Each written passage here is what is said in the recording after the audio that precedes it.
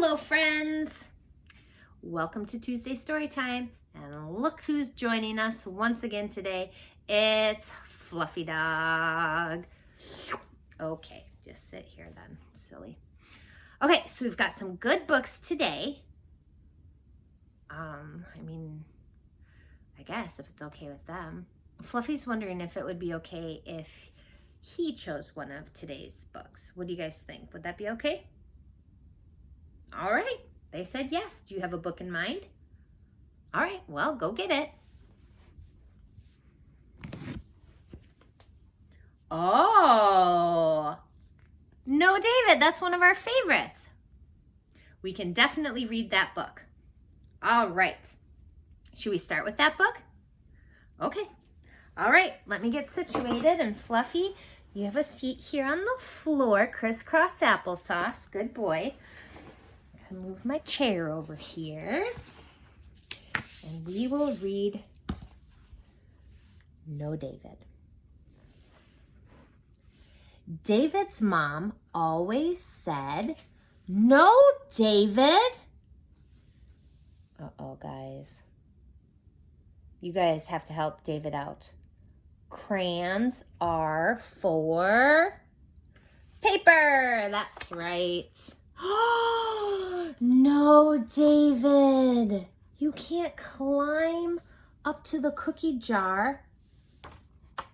Feet stay on the floor. Plus, if you'd like a cookie, you have to ask your mom or dad.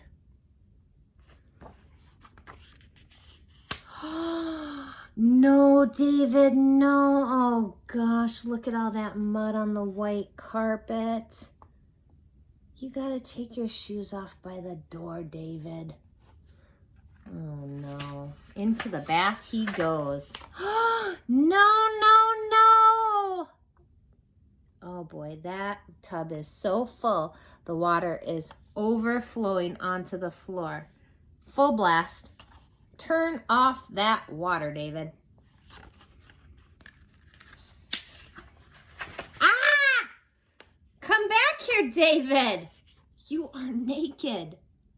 He's got to put on his underwear and his pants and shirt and jacket, socks and shoes, maybe a hat and some mittens. Ay, ay, ay.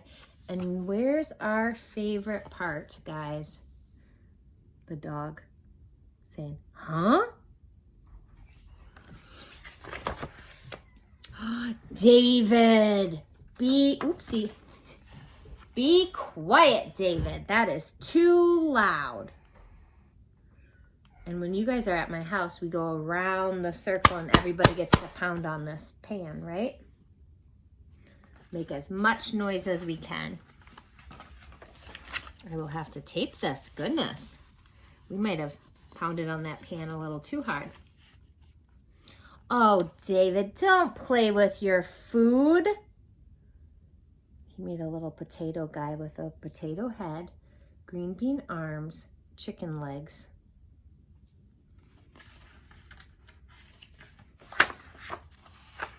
Oh, that's enough, David. We should chew with our mouths closed, guys.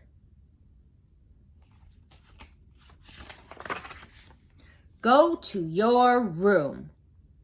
He's pouting. He doesn't get to watch the superhero show on the TV. Oh, David, settle down. He's jumping on his bed, pretending he's a superhero. Oh, David, stop that this instant. What should we use, guys? We got to pick our nose. Tissue. That's right. David, put your toys away. Oh boy, that is a giant, giant, giant mess.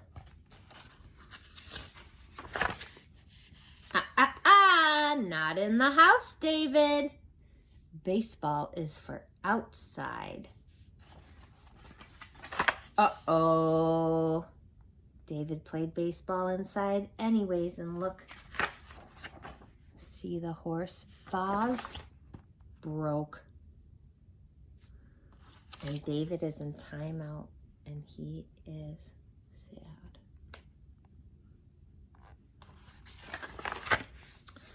Davy, come here. Hugs.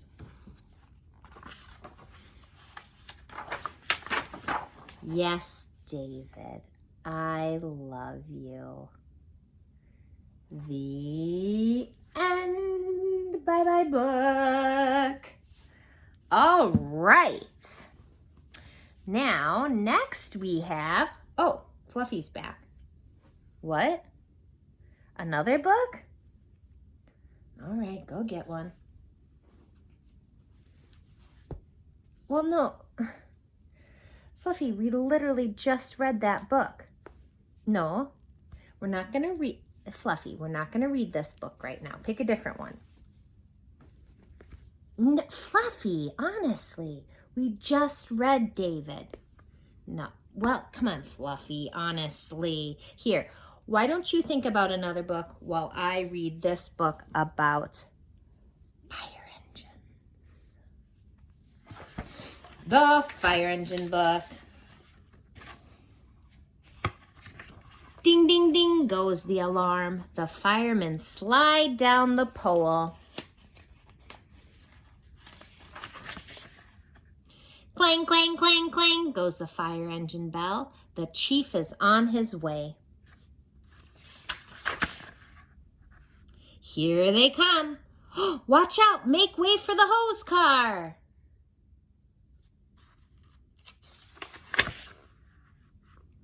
Hurry, hurry, jump on the hook and ladder truck.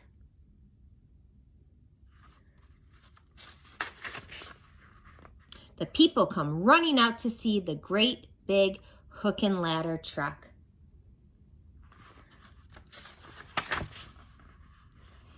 Here they are at the fire. The chief tells his men what to do. He says, you do this, you do that, you grab the ladder, you grab the hose. Quick, connect the hoses. Ssssh, goes the water. Crank, crank, crank. Up go the ladders. Up go the firemen with their hoses. Whoa, there's a lot of firefighters.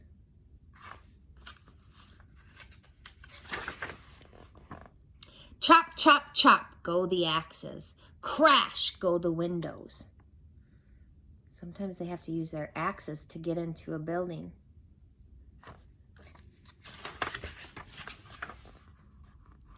Down the ladders come the firemen. They jump into the net to save things from the fire. Look at jumping into the net with the puppy.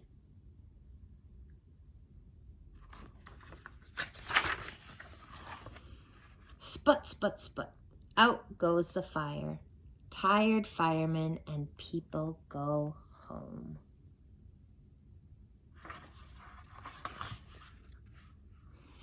Hooray for the brave firemen. All right. Well, Fluffy, what do you say? Did you think about a book you'd like to read?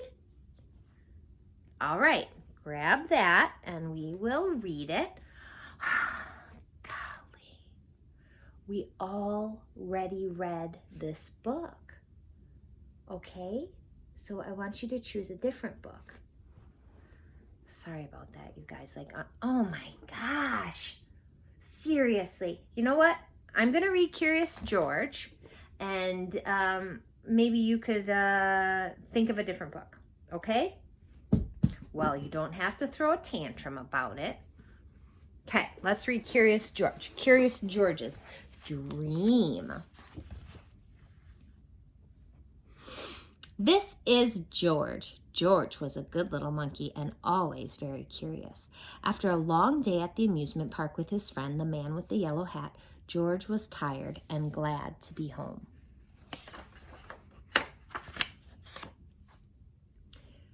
Soon dinner was ready.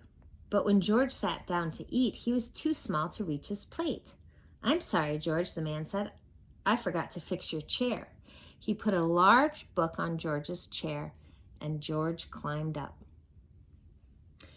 As he sat on the book that was set on his chair, George thought about his day. All day long, he had been too small.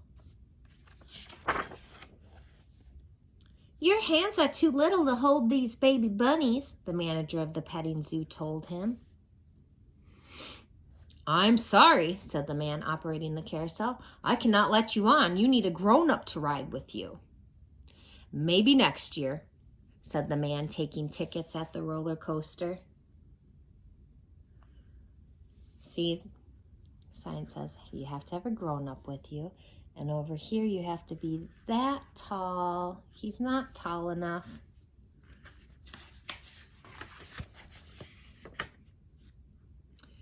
But after a good meal and a good dessert, George began to feel better. When the dishes were finished, the man said, "George, I have a surprise for you." And they went into the living room. The surprise was a movie. George was glad to watch a movie. That was something he was not too small to do. George was enjoying the movie, but it had been a full day, and now he had a full stomach. Soon he could not keep his eyes open. The next thing George knew,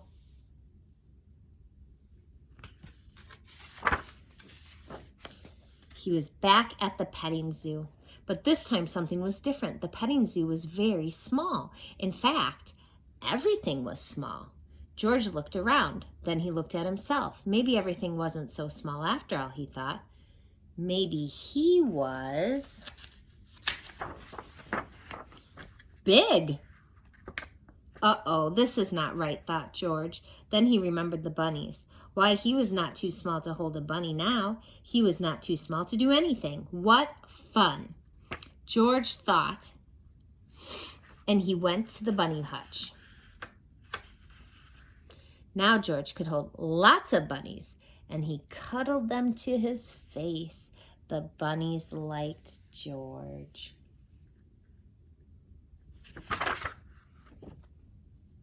But the manager of the petting zoo did not. "Put those bunnies down," she said. "You'll scare them. You are too big." George didn't want to scare the bunnies. He put them down and turned to go. Then George saw the roller coaster. He was curious. Was he big enough to ride it now? Of course he was big enough. If only he could find a seat big enough for him.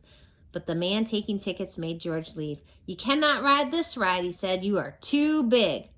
George was sad he could not ride, but he did as he was told. And he's putting the bunnies back. Gonna go check out the roller coaster. You don't fit.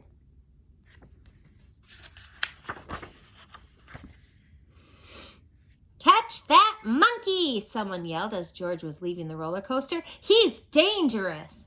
People in the park became frightened. They began to run. They ran in all directions, but mostly they ran away from George. George felt awful. He didn't want to frighten anyone. He just wanted to hide. But where could he go? He was too big to fit anywhere. Then George saw the carousel. He wouldn't need a grown-up to get on with him this time. But this time George wished he had a grown-up with him. He wished his friend were here. George sat on the carousel feeling lonely. Suddenly someone called his name. "George! George!" It sounded like the man with the yellow hat. Could his friend be here to take him home? George heard his name again.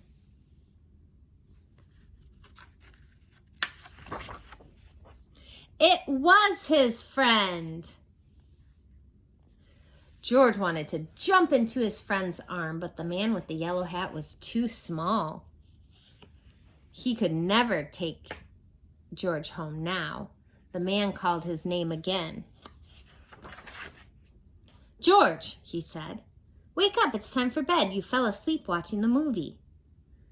George looked at his friend. Why, he wasn't small after all.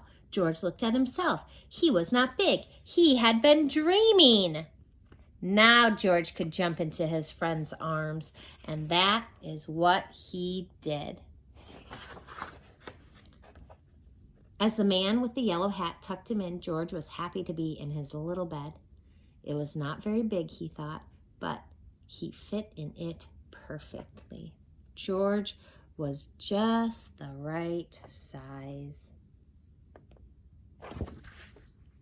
The end. Bye-bye, book. All right, Fluffy, what did you decide? You know, Fluffy, you're not going to be able to be my helper if you're just going to pick the same book over and over and over again. Now, listen up. I'm going to take this. I'm going to put it away. I want you to go get a different book. Do you think you can do it? All right. Do your best. You guys, I know that we love David, but like, honestly, like we just read. Oh, good job, Fluffy. Fluffy knows that we always like to read an Elephant and Piggie book. Good boy, Fluffy. And this one he picked out is My Friend is Sad.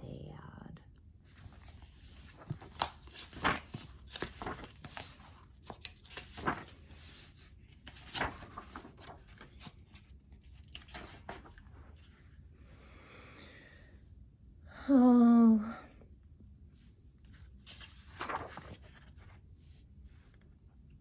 My friend is sad. I will make him happy. Yeehaw!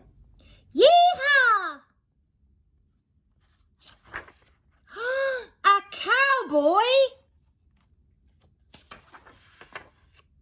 Oh. Gerald loves cowboys, but he is still sad. Oh, now what is he? A clown! Oh. Clowns are funny, but he is still sad. A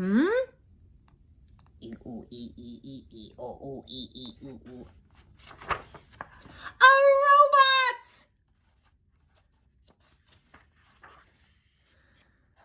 Oh. How can anyone be sad around a robot?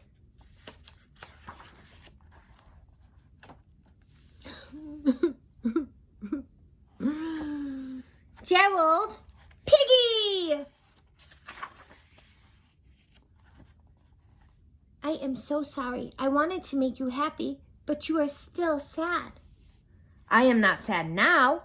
I am happy. You are happy? I am happy because you are here. But I was so sad, Piggie. So very sad. I saw a cowboy. But you love cowboys. I do. I love cowboys. But you were not there to see him. Well, in fact, there was more. Then I saw a clown. A funny, funny clown. But you were not there to see him. But there was more. I saw a robot. A cool, cool robot.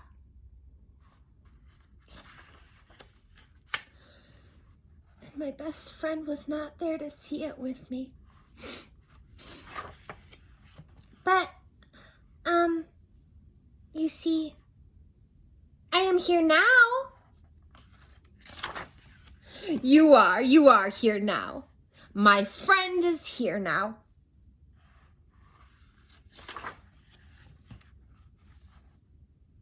Aw, they're happy together. I need my friends. You need new glasses. The end. Look at this. Gerald Piggie, Gerald Pigger, Gerald Piggie. Everywhere is Gerald Piggie except right there. Gerald and the pigeon.